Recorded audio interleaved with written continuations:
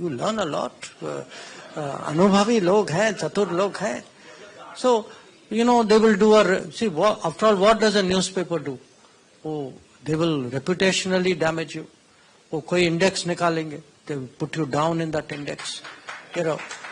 They will, countries who have to go to court to decide the result of their election are giving you today ज्ञान about how to conduct your election.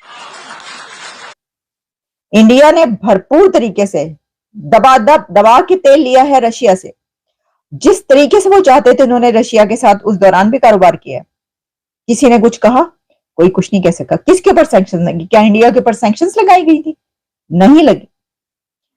इसकी वजह है ये waste का alliance है भारत के खिलाफ. इनको चक्कर आ रहे हैं उनकी 8.4% ग्रोथ देखते दे आर नॉन कंट्रोलेबल.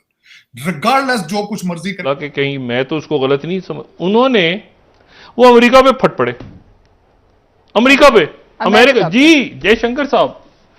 आपका क्या ख्याल है भारत ने जो ईरान के साथ डील की थी वो आंखों से अंधे से जाके जो करके इलेक्शन के दौरान उनका मिनिस्टर गया जिसने डील की. ये अमेरिका को ये तो थोड़ी बात है कि इंडिया जो मर्जी करता रहे पाकिस्तान नहीं कर सकता. क्यों करें चीमा साहब? वो भूखे नंगे थोड़ी है. वो उनका $600 बिलियन है. उनके टेक्नोक्रेट है व्हाइट हाउस के अंदर बैठे हैं. भारत अपनी मर्जी से काम करता है और हरगिज किसी भी प्रेशर में नहीं आएगा और भारत को सिखाने की जरूरत नहीं है. खैर कई तरह की चीजें जो अमेरिका हमेशा कहता रहता है और पूरा चौधरी बना रहता है हर तरफ, उसको जी बड़ा करारा जवाब मिला भारत की तरफ. नमस्कार दोस्तों, जय हिंद. डेली जियो पॉलिटिक्स में आपका स्वागत है. भारत के विदेश मंत्री एस जयशंकर ने एक बार फिर पश्चिमी मीडिया को लताड़ दिया है. जयशंकर ने कहा कि जिन देशों को चुनाव परिणाम तय करने के लिए अदालत जाना पड़ता है वह आज हमें चुनाव करने पर ज्ञान दे रहे हैं. विदेश मंत्री मंगलवार को कोलकाता में अपनी पुस्तक वाई भारत मैटर्स के बांग्ला संस्करण के लॉन्च प्रोग्राम में सवालों के जवाब दे रहे थे. इसी बीच उन्होंने कई राष्ट्रीय और अंतर्राष्ट्रीय मुद्दों पर बातचीत की. जयशंकर ने कहा कि पश्चिमी देशों को लगता है कि वह पिछले 200 साल से दुनिया को चला रहे हैं, वह भारत के साथ भी ऐसा ही करना चाहते हैं. जयशंकर ने कहा पश्चिमी मीडिया कुछ खास लोगों को देश की सत्ता संभालते देखना चाहती है और जब ऐसा नहीं होता तो यह उन्हें पसंद नहीं आता. वह अपनी चुनाव कवरेज में खुले तौर पर कुछ खास लोगों का समर्थन करते हैं. पश्चिमी मीडिया पिछले 300 सालों से वर्चस्व का खेल खेल रही है. वह अनुभवी और चालाक लोग हैं. वह भारत को लेकर भी नकारात्मक बातें फैलाते हैं क्योंकि भारत उनकी धारणा पर चलने के लिए तैयार नहीं है. और अब एस जयशंकर की पश्चिमी मीडिया को लताड़ सुन पाकिस्तान में भी एस जयशंकर की वाहवाही हो रही है. जो भी कारोबार करेगा, जो भी बिजनेस करेगा ईरान के साथ, तो अब क्या हुआ? इंडिया ने तो ईरान के साथ कर लिया एग्रीमेंट. 10 साल का चाबहार का पोर्ट का ये एग्रीमेंट है. तो उसके अंदर खबर ये आ रही है कि इसी तरीके से सवाल किया गया प्रेस ब्रीफिंग के दौरान अमेरिका में, और वेदांत जो उनके स्पोक्स पर्सन है उनसे पूछा गया कि जनाब ये जो है सिलसिला, तो उन्होंने कहा कि हाँ सैंक्शंस का खतरा है और जो भी उनके साथ कारोबार करेगा तो उसको जो है वो उसके ऊपर ये तलवार जो है जाहिर के लिए टकती रहेगी कि सैंक्शंस लग सकती हैं. लेकिन आपका क्या ख्याल है कि इंडिया पर सैंक्शंस लगेंगी ईरान के साथ कारोबार करने पे? आप मुझे ये बताइए कि क्या इंडिया ने जब तेल लिया है रशिया से, जिस वक्त यूक्रेन और रशिया वार स्टार्ट हुई है और अमेरिका की तरफ से बहुत ज्यादा दबाव था और पूरी दुनिया को कहा गया था कि रशिया से कोई तेल नहीं लेगा, रशिया के साथ आप अपने ताल्लुकात खत्म कीजिए, क्या आपने देखा कि उस वक्त इंडिया ने उनसे तेल लेना छोड़ दिया? ऐसा नहीं हुआ. इंडिया ने भरपूर तरीके से दबा के तेल लिया है रशिया से. जिस तरीके से वो चाहते थे उन्होंने रशिया के साथ उस दौरान भी कारोबार किया. किसी ने कुछ कहा? कोई कुछ नहीं कह सका. किसके ऊपर सैंक्शन लगी? क्या इंडिया के ऊपर सैंक्शंस लगाई गई थी? नहीं लगी.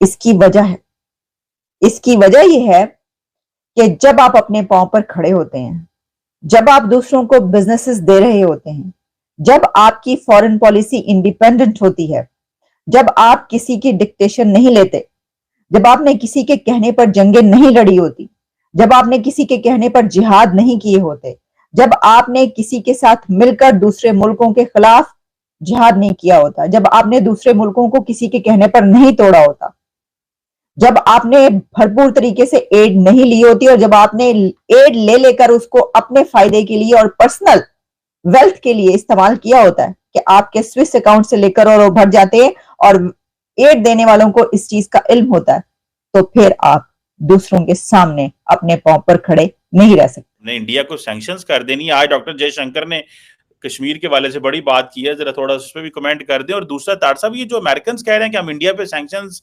लगा सकते हैं कि अगर इंडिया और ईरान कारोबार करेंगे, रशिया की दफा तो वो खामोश रहे थे, कुछ नहीं किया था। नहीं, इस पे भी नहीं करेंगे, सवाल ही नहीं पैदा। अमेरिका ताकत ही नहीं रखता सर।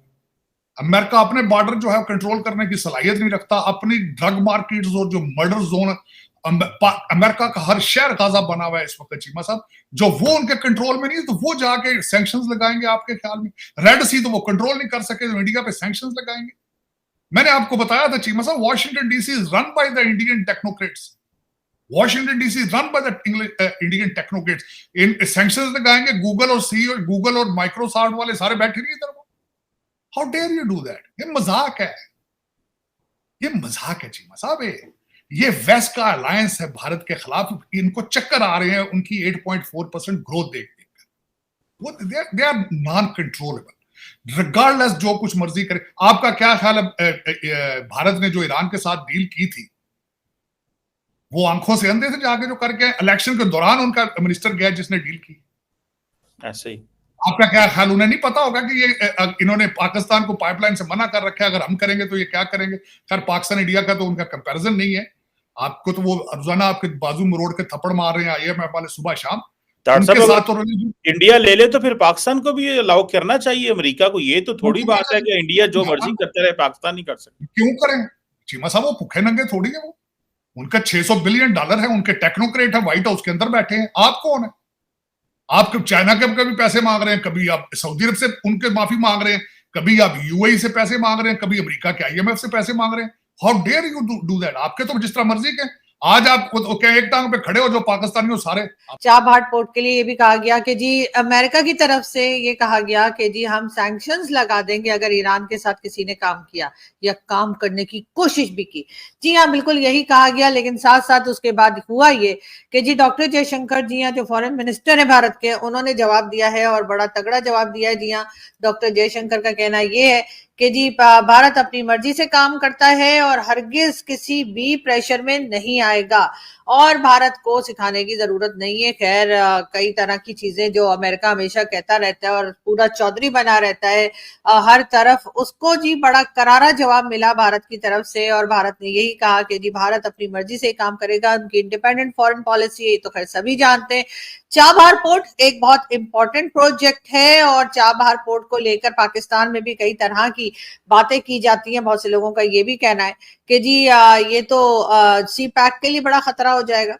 तो अगर आपको ऐसा लग रहा था कि सी पैक के लिए कोई खतरा हो सकता है, वैसे तो खैर सी पैक जो है वो अभी तक बना ही नहीं है, 10 साल से ऊपर हो गए हैं और सी पैक में कोई खास हमें ऐसा काम होता दिखाई नहीं दे रहा जिससे कि ये कहा जाए कि सी पैक बहुत जबरदस्त तरीके से कोई सी पोर्ट बनने जा रही है। लेकिन बहरहाल सी पैक के लिए खतरा है, पाकिस्तान से बार बार यही बात की जाती है। लेकिन बात